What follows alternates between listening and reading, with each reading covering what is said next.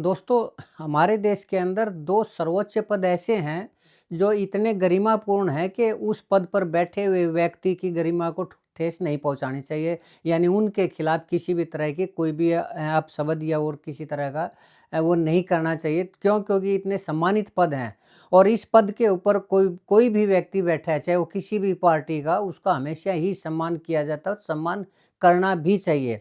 एक पद है राष्ट्रपति जी का और दूसरा है प्रधानमंत्री जी का।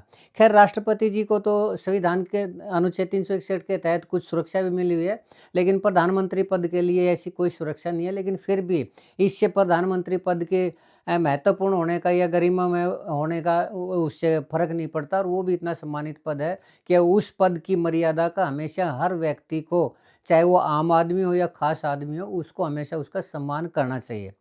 लेकिन दोस्तों, तब क्या हो जब खुद प्रधानमंत्री पद पर बैठा हुआ व्यक्ति ही उस पद की गरिमा को ठेस पहुँचाए।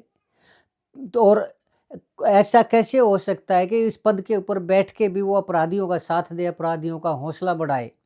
और एक ऐसे भी प्रधानमंत्री रहे हैं जिन्होंने अपने काम से प्रधान न सिर्फ एक मिसाल कायम की, बल्कि प्रधानमंत्री पद का सम्मान भी बढ़ाया। तो दोस्तों, आज मैं उन दोनों व्यक्तियों के बारे में बताऊंगा कि किस प्रधानमंत्री के कारण उसकी गरिमा को ठेस लगी और किस प्रधानमंत्री ने गरिमापूर्ण ढंग से अपने कार्य से उस पद की भी और अपनी भी गरिमा को बढ़ाया। तो पहले प्रधानमंत्री चौधरी चरण सिंह जी। चौधरी चरण सिंह जी जब प्रधानमंत्री थे दोस्तों, तो उस टाइम में एक बार वो अपने उसमें दौरे पे गए हुए थे यूपी के अंदर, तो उनको एक शिकायत मिली कि यहाँ थाने के अंदर भ्रष्टाचार है जी बहुत ज़्यादा। तो वो इतने मतलब शरीफ आदमी थे और इतने सख्त आदमी थे कि वो अपने प्रधानमंत्री के कार्यकाल में न तो अपराधियों को पसंद करते थे, न ही भ्रष्टाचारियों को। जब उनको ये पता चला कि उस थाने के अंदर इतना ज़्यादा भ्रष्टाचार है कि बगैर पैसे लिए तो एफआईआर दर्ज भी नहीं करते, तो उन्होंने अपने सारे अमले को, यानी सुरक्षा का जो भी उनका वो था, जेड प्लस सुरक्षा या जो भी थी, उनको छोड़ा। अकेले वो निकले साधारण से कपड़े पहन के और खुद पैदल चलकर, बगैर किसी तामझाम के, बगैर किसी लोगों के साथ लिए, बगैर किसी कमांडो की सुरक्षा कवच के, और वो अकेले गए और थाने में गए और वहाँ जाके उन्होंने एक एफआईआर दर्ज करवाने की कोशिश की कि मैं बैल लेके आ रहा था, मेरे बैल चोरी हो गए। तो थानेदार ने उनसे 130 रुपये रिश्वत मांगी, तो उन्होंने 130 रुपये रिश्वत दी और रंगे हाथों पकड़ने के लिए जब एप्लीकेशन लिखी उन्होंने, तो उसके ऊपर जब प्रधानमंत्री भारत सरकार लिखा, तो तब दिखाई दिया कि ये तो प्रधानमंत्री जी हैं। लेकिन उन्होंने कितनी थानेदार ने या पुलिस ने उनसे उनके सामने गिड़गिड़ाए, गलती की माफ़ी मांगी, लेकिन उन्होंने माफ़ नहीं किया और उस पूरे के पूरे थाने को सस्पेंड कर दिया उसी वक्त। यानी एक तो वो प्रधानमंत्री थे जो भ्रष्टाचार की छोटी सी घटना के लिए भी अपने सुरक्षा कवच को छोड़ के नहर अकेले गए ताकि उसका पता लगाया जा सके कि सच्चाई क्या है। और जब पता चला तो उसको सस्पेंड भी किया, उनको नौकरी से बाहर किया। एक तो वो प्रधानमंत्री थे जिन्होंने अपने इस काम से प्रधानमंत्री पद की प्रतिष्ठा को और बढ़ाया। और एक ऐसे भी प्रधानमंत्री हैं दोस्तों, तो वो दूसरे कौन से प्रधानमंत्री, जो मैंने अभी कहा था कि उन्हें सिर्फ एक अपराधी का हौसला बढ़ाया, जेल के अंदर भारत सरकार के अधिकृत लेटर हेड के ऊपर लेटर भी लेके और उनको ये हौसला बढ़ाया कि घबराइए नहीं, मैं आपसे मिलने आ रहा हूँ। सिर्फ इतना ही नहीं, वो टाडा कानून के तहत वो अपराधी बंद था, तो उस टाडा कानून को ही खत्म करवा दिया और उस क्लीन चिट दिलवाई सीबीआई से और उनको उस अपराध से मुक्त कर दिया गया। तो वो कौन से प्रधानमंत्री थे, वो भी मैं आपको बताऊंगा दोस्तों। अब अभी गया मैं और अभी आया, तब तक आपसे निवेदन है कि आप मेरे चैनल पर बने रहें और मेरे इस चैनल को सब्सक्राइब जरूर करें दोस्तों। मैं सारी स्टोरी बताऊंगा, बहुत ही इंटरेस्टिंग स्टोरी है और आपको भी हैरानी होगी कि एक प्रधानमंत्री पद के ऊपर विराजमान व्यक्ति भी क्या ऐसा कर सकता है। तो दोस्तों, अभी गया और अभी आया 5 सेकंड में।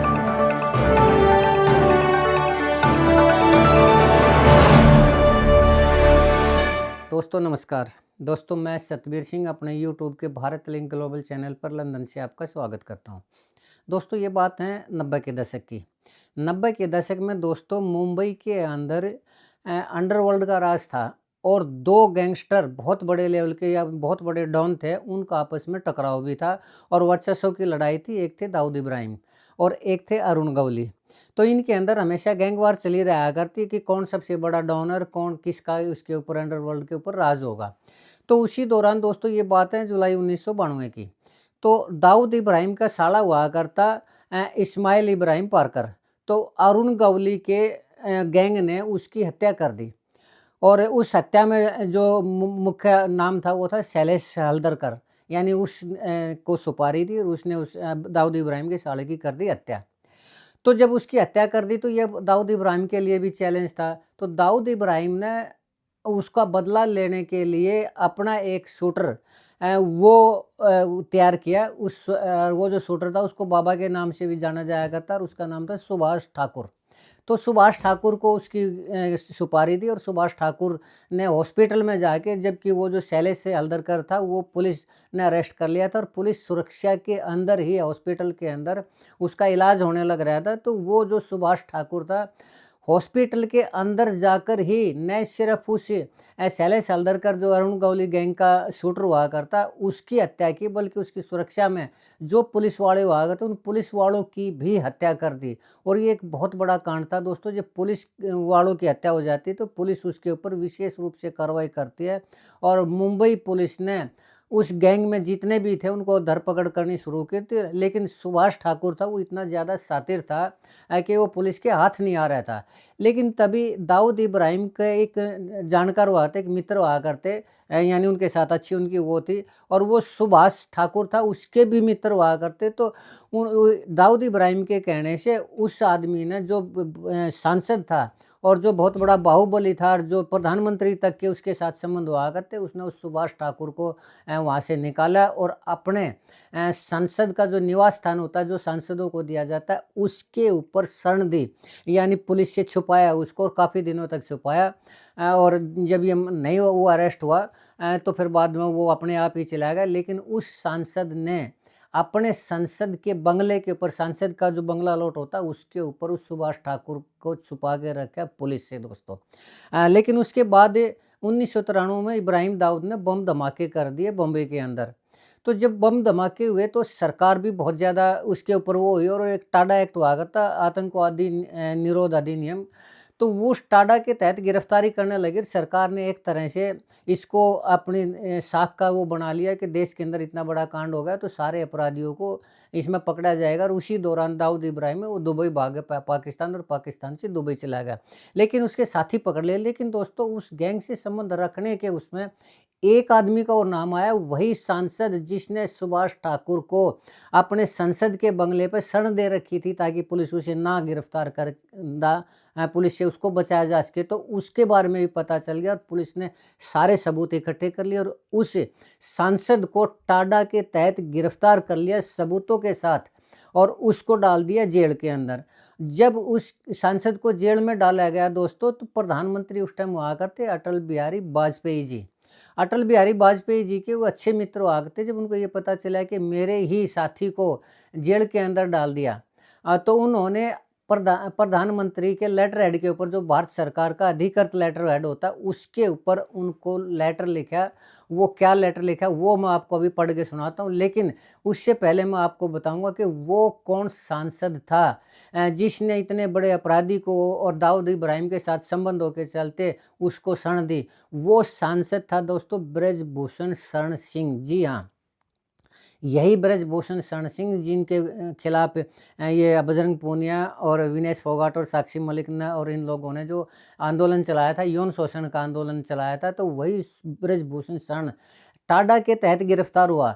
और जब वो जेल में उनको डाला गया तो जब प्रधानमंत्री अटल बिहारी वाजपेयी को पता चला तो न सिर्फ उन्होंने टाडा एक्ट को ख़त्म करवा दिया बल्कि उसको क्लीन चिट भी दी। और जब वो जेल के अंदर थे तो उनको एक लेटर लिखा, वो लेटर मैं आपको पढ़ के सुनाता हूँ दोस्तों।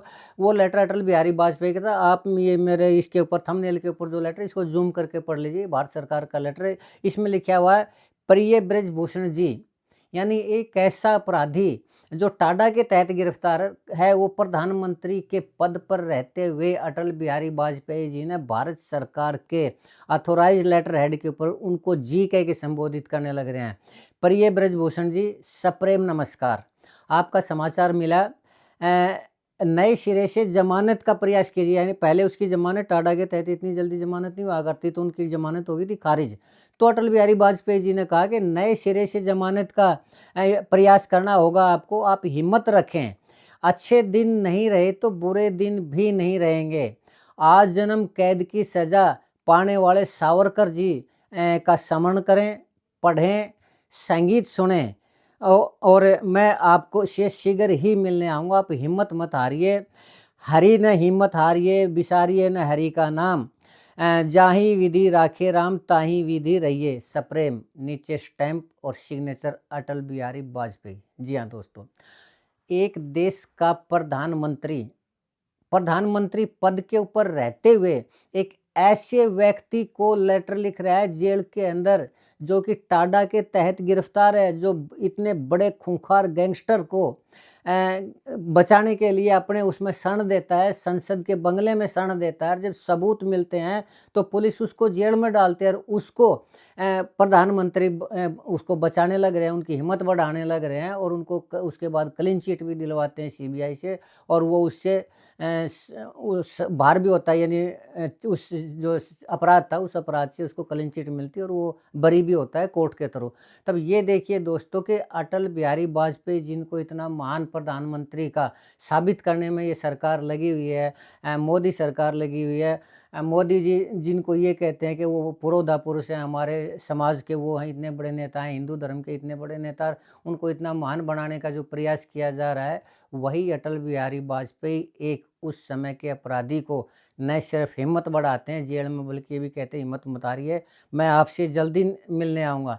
तो क्या इससे प्रधानमंत्री पद की गरिमा को ठेस नहीं पहुंची?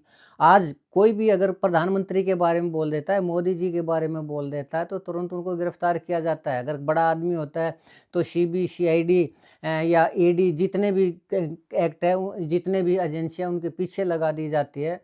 और जब एक प्रधानमंत्री पद खुद उस पद का गरिमा का चोट पहुंचाता है तो उसके खिलाफ कुछ भी नहीं और उन्हें महान प्रधानमंत्री बनाया जाता है। तो दोस्तों ये कानून, ये सरकार, ये सत्ता पावरफुल आदमियों के लिए होती है। आम आदमी के लिए कानून भी अलग होते हैं और ख़ास आदमियों के लिए टाडा जैसे कानून, सख्त कानून, जो उस वक्त देश का सबसे सख्त कानून माना जाया करता है, उसको भी ख़त्म कर दिया जाता है।